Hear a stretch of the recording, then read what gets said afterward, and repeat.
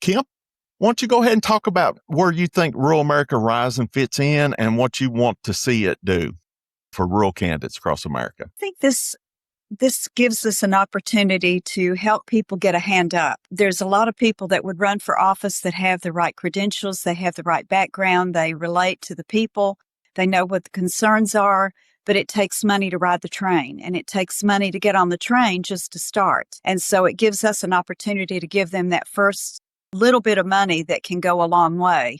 And then if they go on through and they campaign and end up with a nomination, then possibly we can give them even more of a hand up.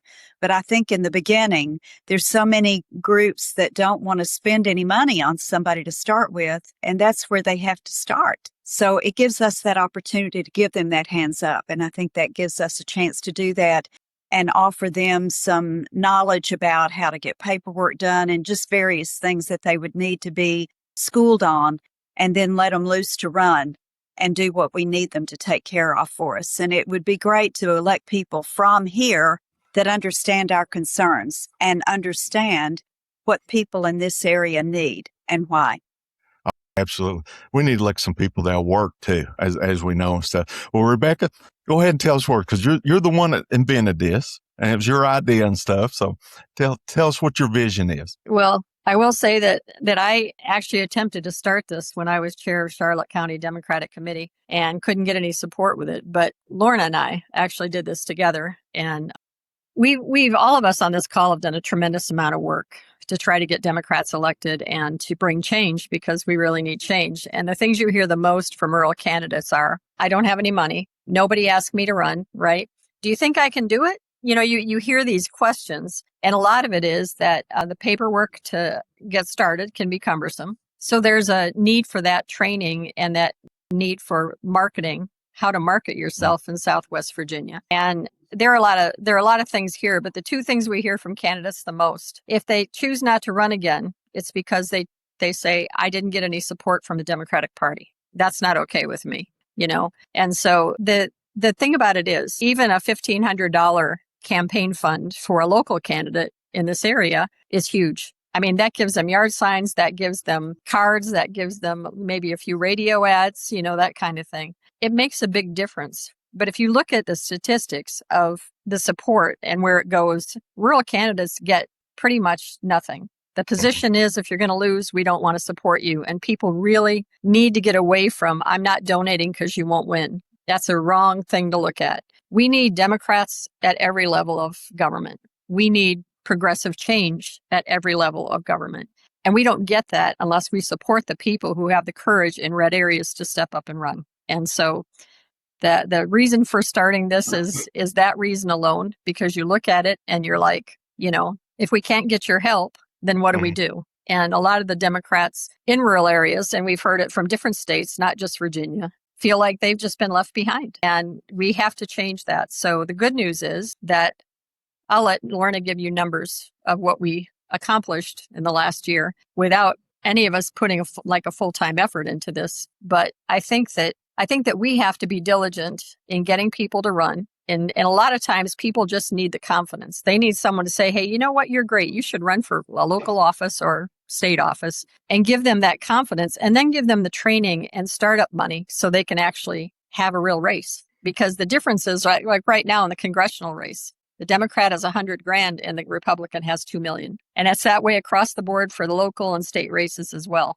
So we need to change that. And since the party, I've tried for 11 years to get the party to change that, didn't work. So now we're going to do it outside of the party. So, well, thank you very much. Well, Lorna, last but not least, I promise.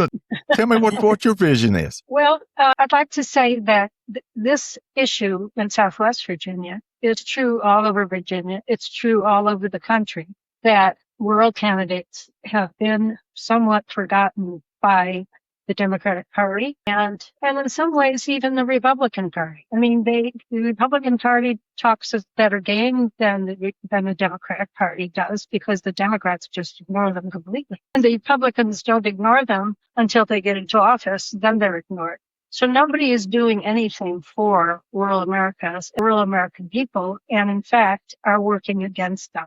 We know what's happening to the farmers. We know what's happening to the miners. They are not being taken care of. Many people in rural areas are on Medicaid. They're on SNAP because industries have gone away since NAFTA came in. Their industries have all gone away and nothing has come back to help them. And the Republicans want to take away the safety net and the Democrats just ignore us. So we have to work outside of the system. And that's why the PAC was formed. We have been in operation just over a year and a half, I should say. And we have helped over 50 candidates in Indiana, Virginia, Pennsylvania, and Texas, and Kentucky. So we've done that with training. We have training sessions, and we've also done it with money. And we have raised money all over the country because there are people all over the country who are concerned about this. I think that we've formed some alliances with people in Pennsylvania and Indiana and Kentucky and recently in Marin County, California, because with the redistricting in some of these states, there's been a change in the makeup of some of these districts where there's a meshing of rural and urban areas that didn't exist before. So I think the other thing is that, build on what Rebecca was saying, the idea of contesting every race is the way that you bring the progressive message to the rural area, even if you're not going to win. We're thinking about this as the long game. We can't win every race tomorrow. We have to bring our message over and over and over again until people actually see and recognize that the Republican Party has abandoned them regardless of the way they talk. And we have to bring a message that we support them and that that all Democrats and all progressives are not coastal elites. We live here too. Yeah, or urban elites, or urban. Yes. I'm going to have to echo a lot of people's comments here because y'all took all the really good ones. But, I've looked back on my political career, and then we have a board member that's missing today, Doug Mullins, who is currently elected as a Democrat in a county that voted 80% mega this last election and stuff.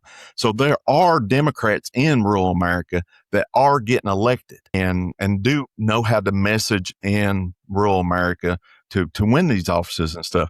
But one thing that I'm a firm believer in, Doug, and I think the rest of us are too, is all politics is local. And if you don't elect Democrats at the local level, you're not going to elect a statewide or state delegate, state senator, or your congressman as a Democrat if there's no elected Democrats at the county or town level. And I live in a part of rural America where there's counties that don't have a single Democrat elected. It's all Republicans, everything from the town level to the county and to the region. And that's where, we concentrate. And this gets back to our mission at Rural America Rising is, we hear it all the time, and I'll echo all three of you have kind of mentioned this in one way or another about people don't want to donate to a race. Well, they're not going to win.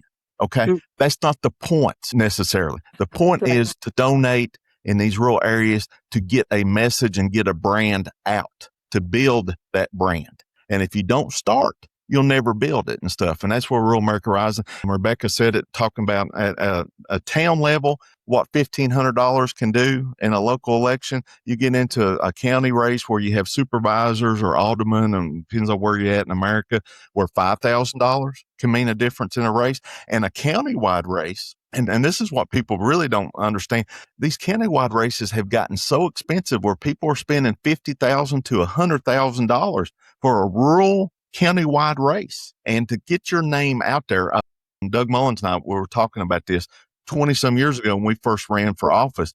If you had a couple $1,000 and, you'd buy some yard signs, you'd buy a few ads in the newspaper or maybe an ad on the radio and stuff, you could get your name out there. At least people would know that you were running for office. Well, because today's society, they've cut the cord. They don't have cable TV. They don't take the newspaper subscription. You have to do so much more marketing just to get your name out there. And unfortunately, that takes money. And these rural candidates, like I said, we worked with some this past year that had less than $10,000 running for a state delegates race that was run against an incumbent Republican that had $1.3 million in his coffers. Now, we know we can't compete with $1.3 million, but if you can get candidates with a certain level of funding, you can at least get their name out there so the general public knows, hey, there's somebody running for office versus this incumbent and stuff. So I'll kind of get off my soapbox. I know I get pretty fired up when I talk about supporting these rural candidates and stuff. I'll open the floor. Does anybody else want something to talk about what they want to do or what they'd like to see done? John, why don't you talk about the email we just got from Indiana? Okay. I wrote an article in Barn Raiser magazine, so I'll give them a plug because they publish some of my articles from time to time. And Michelle Hicks, who's chair of their, and they don't call it Rural Caucus, it's like a Rural Alliance in southern Indiana and stuff. And she contacted me and stuff. And, we worked with them. We did a virtual training through Bruce Maples in Ford, Kentucky, with a lot of her candidates that were running in rural Indiana and stuff. And, we reached out here just recently and asked for a testimonial. And let me tell you, first of all, she and her candidates were so appreciative of any help. I'm talking about just talking with them, training. And, we gave them a small donation, but in the big scope of things, it was a small donation. But they appreciated it so much because it made them feel like they weren't alone in this fight because they weren't getting help from their state party. And, their local party is a lot like our local party, doesn't have any funds, and everything to offer that help. And then also, we got so many rural candidates that have never been in sales. Okay. And, I was in professional sales for over 30 years and stuff to help them talk about how they sell themselves to the public. A lot of times we as Democrats, we get hung up and want to sell issues all the time. And we forget the most important thing we need to sell is yourself as a candidate. Because people, when they go in that voting booth, they vote for a person, not issues or a platform. They vote for a person. So Michelle gave us a wonderful testimony from Southern Indiana Rural Alliance. And, of course, Bruce Maples was another one we worked with in Kentucky. I'll go ahead and plug Professor Jeff Bloodworth up in Pennsylvania.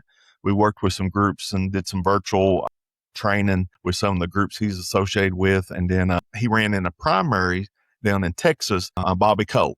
And he ran for the governor in the primary down there. And we did some work. I did some speech writing for him, and we wrote some articles and stuff. So, wonderful experience. And trust me, we got some great people as candidates. But we need infrastructure and we need support, and of course we need funding. Well, what I wanted you to mention about that email is the fact that last year Indiana had 12 people running in their rural races, and this year they have 60. Yes. That's a huge difference, and that's the difference it makes when people get active and actually start pursuing being in office. Yes. I'd like to mention, too, that in last year's election in Virginia, Southwest Virginia moved the needle 10% towards Democrats because every single office was contested. And even though we didn't win everyone in Southwest Virginia and we didn't carry the day with, the presidential election and so forth, and we did move the needle 10%.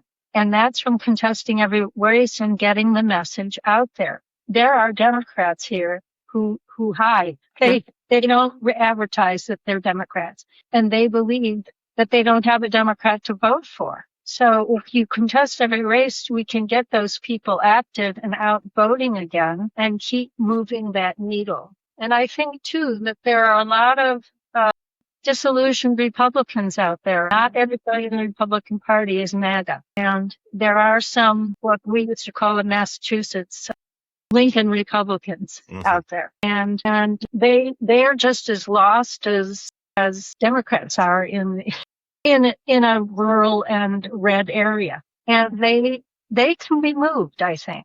I believe they can be moved. And so contesting every race and getting our message out there and having enough funding to get the message out there is going to move the needle over time. We can do it 10% in 1 year.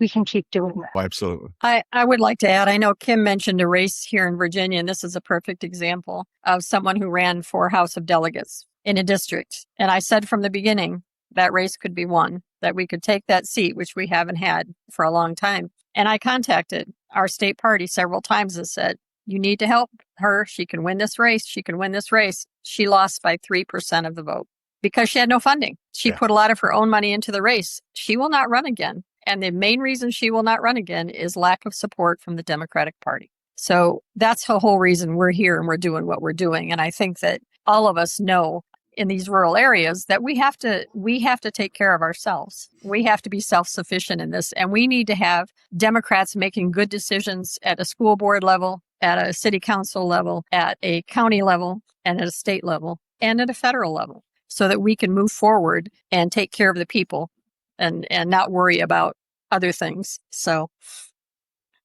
anyway. Absolutely. Getting back to, and this is the same thing with all politics is local and stuff. If you are looking at a donation, $5,000 to a national campaign, I mean, it barely registers. And same way, even with statewide. But what $1,000 to $5,000 would do at a local race to elect that town council person, elect that chairman of the board of supervisors in a county race and stuff. And see, that's your future candidate that you're going to run for state delegate or state senate or run for Congress, because you got to work them up the ladder and stuff. And so it's so important to elect rural Democrats at the local level, just so we have the building blocks to even compete on the bigger races. Yeah, that's right. Build the bench. Yes. Build the bench. That's right. Absolutely. Well, Kim, got any words? Along with that, I think people kind of need to see themselves. I don't think every candidate that we run has to be from Southwest Virginia, but the people that meet them have to see themselves in that person, which means that the people that run need to understand what's important to the people and how to reach them that way. Not every candidate's going to be, they're not all going to sound like me, like they crawled out of Galax and then went by way of Chicago and then back to Floyd. But they do have to know that that person cares about them and cares about what's important to them. And Rural America Rising helps them get an opportunity to do just that. If it can take their focus off of having a penny to do the next thing they need to do, it allows them to focus on finding out what the people want, getting to know the people. And by doing that, the people get to know them. And you were right. People they don't really vote for the issues all the time. That's in there. It's always in there that it's important to them, but they do vote for the person. And there's no way for a person to be known if they're constantly worried about, I'm on the phone, I got to raise money, and that is a big part of it. That's a part of what you do. But it lets them do their job. It lets them get out there and meet the people. And I think that's part of what we can help them do. So that's part of the reason I really want to be involved and work hard in this PAC. Well, good. Well, I'll tell you what, I told you I'll just keep you about 30 minutes, and I'm going to go around the horn and let you do final remarks. Lorna, any final remarks to potential donors, potential viewers? Yes, I'd just like to reach out to those of you watching this podcast and ask you to think about rural people in your state and realize that there are organizations like ours that are not associated. We are not a corporate PAC. We're all volunteers right now. And we need your help so that we can help the candidates in the rural areas and help by doing that, help the people in rural areas. Absolutely. So we're asking you to open up your wallets if you can. And thank you. Absolutely. Rebecca? Any final remarks? Yeah, what I'd like to say is I think there are a lot of people and a lot of Democrats who should run for office. And if you want to run for office, we have a form on our website, ruralamericarising.com. You can fill out. Let us support you. Let us help your people with training and also with funds. And I think that people need to remember that we have very minimal overhead. Our funds go to candidates. That's where they go. And there are a lot of testimonials on our website that you can hear from candidates we've donated to. And check it out and step up to run. We need people to run for office at all levels of government. Absolutely. Kim, final remarks for the viewers. I'll follow a little bit with Lorna. I've been around in the 9th a long time. A lot of people know me. That's not to say I walk on the water. I surely don't. But they know me enough to know that I'm not going to do bad things with somebody's money because I realize that people have a hard time earning a dollar. So we don't ask you to pour in lots of dollars, but give us what you can, and we'll be careful with it, and we'll make sure that it gets to candidates that can help get you where you need to be and give you a better lifestyle. Have somebody that understands what's important in the 9th and help them get there to help you. We have to do that ourselves. The 9th and other rural areas have to do that for themselves. And once we get to that point, other people will pay attention to us and more dollars will flow in. But for now, small dollars can go a long way, and we want to put those dollars toward people that will represent you. So, Yep. One thing I want to echo just on them comments, this past election for governor in Virginia shows that the cheapest votes to get are those rural votes. I mean, just spending a little bit there got 10%. And what that allowed was our statewide candidates, not only did they sweep the statewide candidate, they went to bed early knowing the results because of that 10% bump in rural Virginia. And one thing I've been privileged to work with this group is not only working with our local candidates, and we had some wonderful candidates that we worked with, was working with some candidates in other states. And what was remarkable was the same story, whether it be Texas, Pennsylvania, Indiana, was, we need help. We need support. That was another thing that kept going on, and just structure on, how to run a campaign. I did a lot of speech writing for different candidates and stuff, because if you've never been in business or been in sales where you gave speeches or presentations to sell something, that is a totally foreign activity for a lot of candidates, and all they need is support and help and guidance and stuff. So, I'm privileged to be with this group. Hope to do more of these podcasts. We'll get a little bit more specific in different areas. And let me point out, Rebecca, we also support independent progressive candidates too. Also, that's correct. Yeah. We're interested in people who want to bring the change that people in rural areas need, like Medicare for all.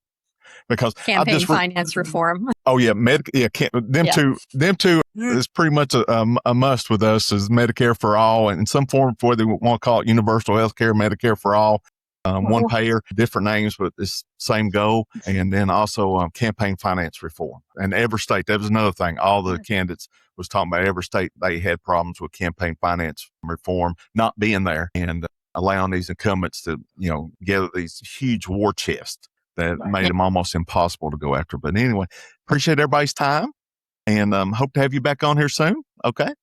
Thanks, Jeff. Thank you very much. Have a great day. Bye. Bye.